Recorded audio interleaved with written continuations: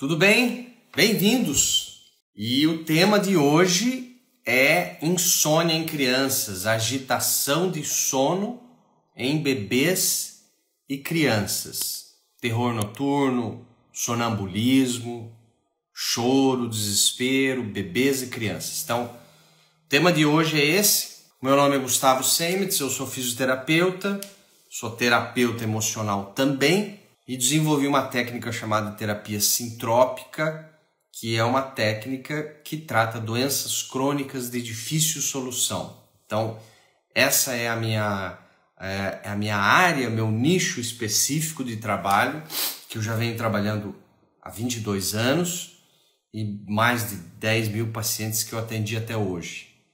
E hoje nós vamos falar baseado na minha experiência e também na experiência de colegas dessa área que trata a parte emocional, física, espiritual, a parte nutricional, toxinas. Será que da onde vem isso tudo que a criança e o bebê está vivenciando? Será que é ela mesma que vivencia? Será que é a mãe? Será que é o pai? Será que foi algo na vida fetal? Será que é uma desnutrição? Da onde vêm esses processos? A gente vai entender hoje aqui, certo? Para quem não conhece, eu tenho um canal no YouTube também, que é um canal dedicado a doenças crônicas de difícil solução.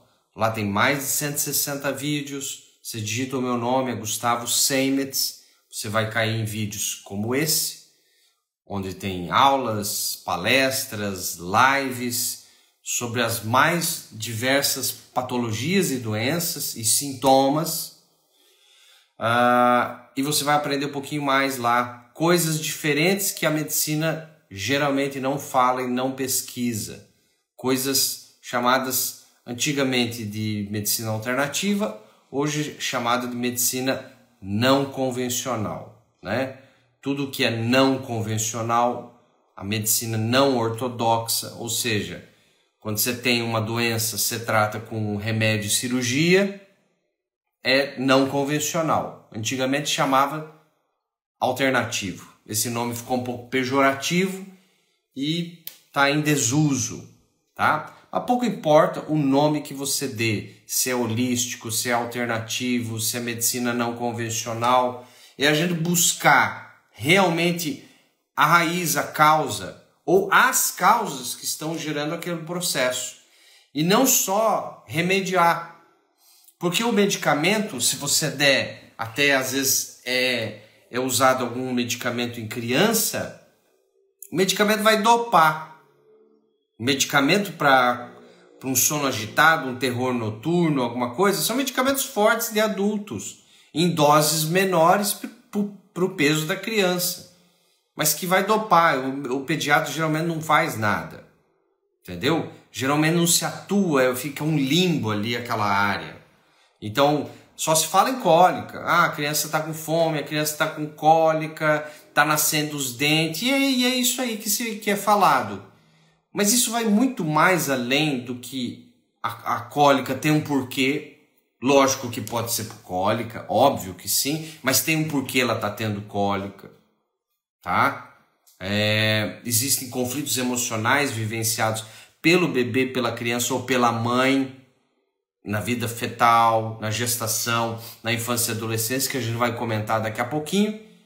Então não é só a desculpa de o bebê estar com cólica, a criança está com cólica, está nascendo os dentes ou está com fome.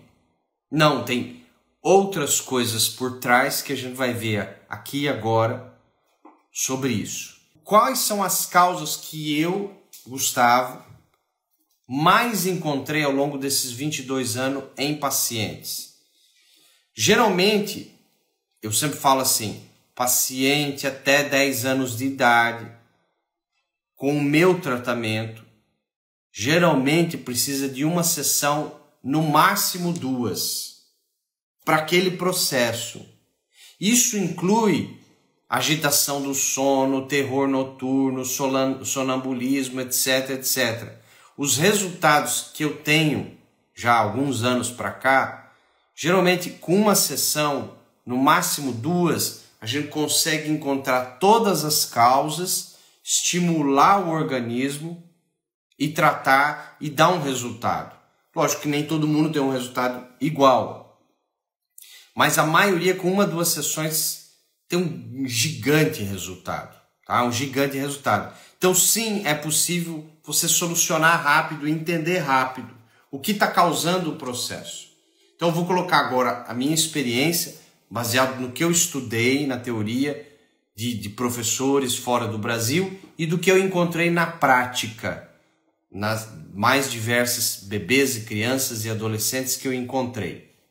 Então independe o nome, se é agitação do sono, se a criança, o bebê realmente não consegue dormir, se acorda chorando em desespero. Nós estamos falando todo esse cenário onde o sono é perturbado do bebê e da criança até mais ou menos os 10 anos de idade, tá? Hoje é dedicado mais até a criança, mais ou menos até os 10 anos de idade. Lógico que a gente pode esticar um pouquinho mais. Então, qual é a causa maior que gera esses processos de agitação? Não importa se a criança fica toda hora querendo peito, ou se ela chora e não quer peito e só fica chorando em desespero, ou se ela fica agitada para um lado do outro. Pouco importa os sintomas, mas é o problema de dormir mesmo. A criança não dorme, tá? A primeira coisa que eu mais encontro, então agora abre os ouvidos. A primeira coisa que eu mais encontro de causa que está gerando os processos de agitação no sono em bebês e crianças não é um problema da criança. Não é. Não é. A causa está em conflitos emocionais que a mãe vivenciou na gestação e está tendo gatilhos até hoje. Isso está se refletindo no bebê e na criança. Então eu vou repetir. O que eu mais encontro como causa primária, como raiz dos problemas de agitação do sono de bebês e crianças, são conflitos emocionais inesperados, inusitados, que tiraram o chão da mãe do bebê e da criança, que ela viveu na gestação, que ela viveu no momento do parto, que ela viveu nos primeiros dias de vida, que ela viveu no 1º, 2º, 3º, até o 5º mês de vida da criança. São 2, 3, 4 pequenos conflitos traumáticos, inesperados, inusitados, que tiraram o chão da mãe, que está refletindo na criança, e a criança vivencia o medo da perda, separação da mãe. Medo da perda, da separação da mãe. O que a criança sente, que faz ela acordar e ficar agitada, é medo de separação da mãe, se sentir desprotegida. Medo de separação da mãe, se sentir desprotegida. Vou repetir. As emoções que a criança e o bebê mais vivenciam inconscientemente é medo de perda, separação da mãe, se sentir desprotegida. Por quê? Qual a causa?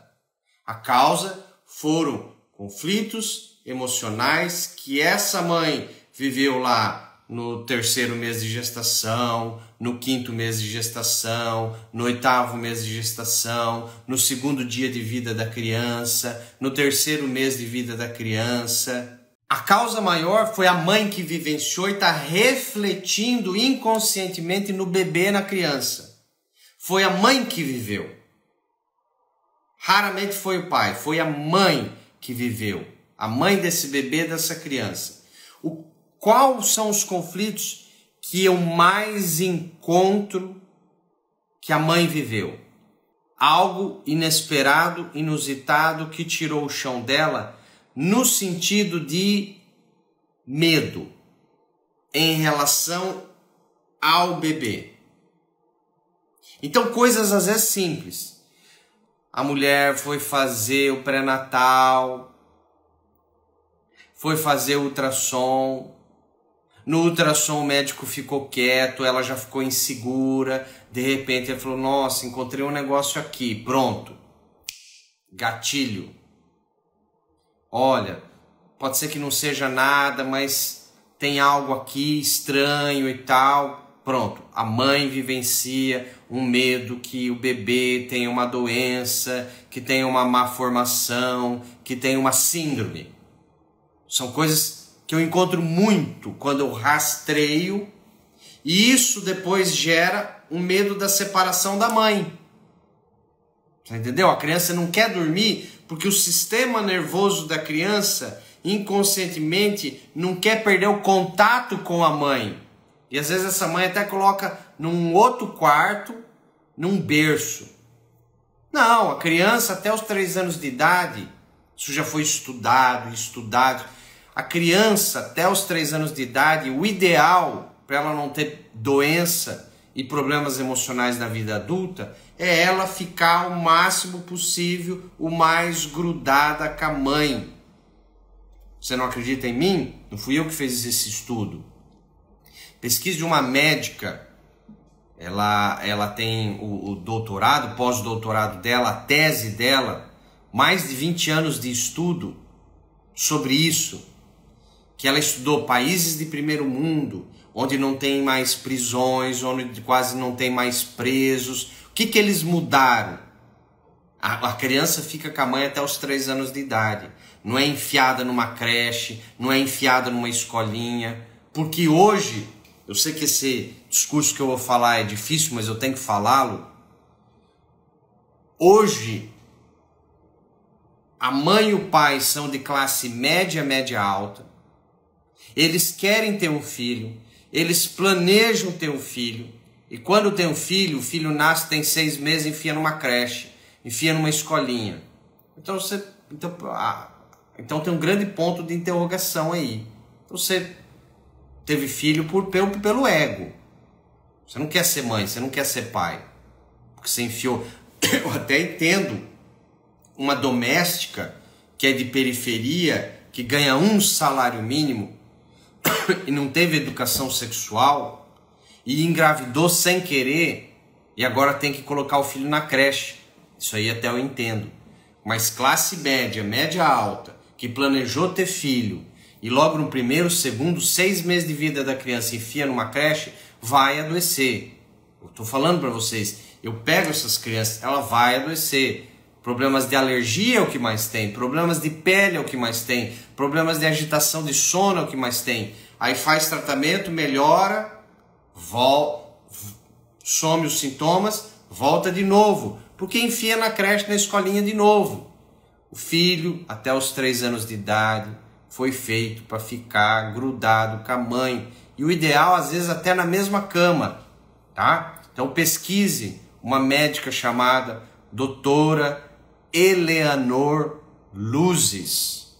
Doutora Eleanor Luzes. E vocês vão ver lá, ela tem um site que chama www.Ciência do Início da Vida. Ciência do Início da Vida. E ela fez um trabalho muito bonito em relação a isso, a tudo isso que eu estou falando.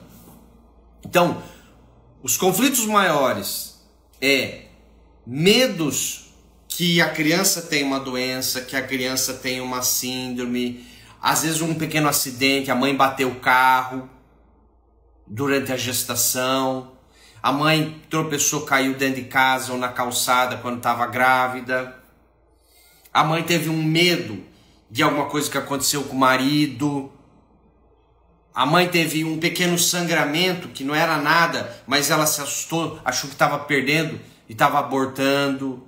Então, esses pequenos medos que parecem bobos, não são, eles marcam o sistema nervoso da criança. E depois faz com que a criança acorde. Mas não é só medo.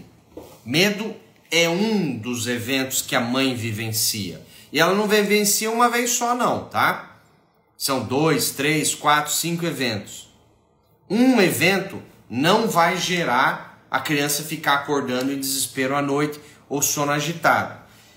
Tem um segundo padrão emocional muito encontrado que a mãe vivencia, que é raiva, tá? Raiva, não aceitação. Quando a mãe vivencia raiva, não aceitação, o exemplo mais clássico, a mãe de primeira viagem. Ou às vezes já tem filho, mas a mãe de primeira viagem é o mais clássico. Ela está planejando, ela planejou ser mãe, igual a mulher planeja casamento desde a infância, ela planejou aquele primeiro filho. Aí vem a mãe dela, aí vem a sogra dela interferir. Não, o quartinho tem que ser assim. Não, o quarto do bebê, o berço tem que ser assim. E começa a invadir o território, a casa dela, e se meter nas opiniões dela, a roupinha. E daí o bebê nasce, como dar banho, como que não sei o quê. E essa mãe vivencia literalmente algo muito ruim. E ela vivencia raiva com a sogra, com a mãe dela, com a cunhada, com a própria irmã. Você entendeu? Isso é uma das coisas que eu mais encontro também. Por quê? Por falta de posicionamento. Essa mãe tem medo de se posicionar diante da própria mãe, diante da sogra, diante da cunhada e falar assim, olha, eu gostaria que vocês me respeitassem, mas eu vou criar meu filho desse jeito. Eu sei que vocês estão me ajudando, querem me ajudar, etc, etc. Mas, ó, na minha casa, na minha família, com meu filho é assim, tá? Obrigado. É falta de posicionar. Mas isso eu tenho que tratar em terapia. No tratamento, na primeira sessão, eu sempre trato o bebê, a criança e a mãe. Porque se eu não trato a mãe, não cura o problema da insônia, da agitação, do sonambulismo da criança. Eu tenho que tratar a mãe. Isso eu trato na primeira sessão já. Geralmente eu já trato na primeira sessão, porque o que eu mais encontro é algo reflexo. Não é algo que a criança viveu por ela mesma. É algo que a mãe viveu, que refletiu na criança, está refletindo na criança. E às vezes a mãe ou a sogra se muda para a mesma casa. Ah não, eu vou te ajudar, filha. Ah não, Norinha, eu vou te ajudar, vou ficar lá os 3 primeiros meses, os 6 primeiros meses te ajudando. E aí ela não se posiciona e fala, ah, tudo bem, vem me ajudar. Só que aí vira um inferno às vezes, entendeu? Eu sei porque eu atendo muita mãe que passa por esse problema e aí já está vivendo lá num quarto, dentro da própria casa, aí interfere no relacionamento marido-mulher e aí vira aquele banzeiro. Então, isso é um assunto muito delicado, mas a mulher, a mãe, precisa se posicionar com a família dela. Ela precisa. É meu filho, é minha filha, eu vou criar desse jeito, espero que vocês compreendam, eu amo muito vocês, agradeço a ajuda, mas eu vou fazer. Porque senão começa uma intromissão muito grande. E essas raivas é manifestada também depois com uma criança acordando agitada. Muitas vezes. Então olha só, vamos recapitular. A causa maior que gera agitação na criança, que eu, Gustavo e outros colegas da área encontro e já encontrei em pacientes, é conflitos emocionais de medo e raiva, medo e ou raiva que essa mãe viveu na gestação, no parto, nos primeiros 10 dias de vida, nos primeiros 3, 5 meses de vida da criança. É o que eu mais encontro. E aí tem que entender qual foi o conflito e fazer um tratamento. Que geralmente eu faço na primeira sessão. Eu rastreio para saber quando foi, com quem foi, o que foi. E eu faço um tratamento com a mãe. E eu faço um tratamento com o bebê, a criança. E depois a mãe continua e faz um tratamento complementar em casa, um tratamento bem profundo, um tratamento que eu desenvolvi baseado em neurociência, programação neurolinguística avançada e outras técnicas, e a mãe continua, ela não precisa vir uma segunda, uma terceira, uma quarta, uma quinta vez para fazer sessão, não, ela continua o tratamento em casa, por isso que o meu tratamento é bem rápido, 1, 2 sessões no máximo, e tem um grande resultado. Geralmente, depois da primeira sessão, o bebê volta a dormir, começa a diminuir aquela intensidade, ou já começa a dormir na primeira noite, depois daquela sessão. Tem muitos relatos desse que eu recebo das pacientes mãe. Mas Gustavo, e quando a criança tem sonambulismo, a criança já é maiorzinha, já lá tem os seus 7, 8, 10, 12 anos, que é a idade onde começa o sonambulismo se manifestar, e o sonambulismo está relacionado ao quê? Aí já está relacionado a algo a nível espiritual. É o que eu mais encontro. Ou seja, mediunidade aberta. A criança sonâmbula e o adulto sonâmbulo.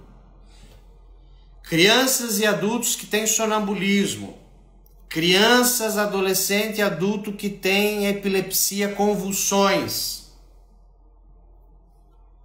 Pessoas com olho verde. São pessoas, a maioria, não todas, a maioria que tem uma mediunidade aberta. Sexto sentido, intuição, mediunidade, chama do que você quiser. A porta onde capta coisas que os outros não captam, está aberto. Entendeu? Você pode fechar essa porta? Pode. Com drogas, você fecha bastante a porta. Não toda ela, mas você fecha. Com drogas, você pode abrir a porta também. Então, o sonambulismo, sim, ele tem uma causa relacionada à parte espiritual que tem que ser investigada. E o profissional que está lá do outro lado tem que entender dessa parte. Então, eu nasci numa família católica, onde tinha a minha mãe, que é médium. Depois eu fui estudar espiritismo, depois estudei o budismo, depois virei evangélico, depois atualmente estudando a parte da Umbanda, que é uma religião 100% brasileira.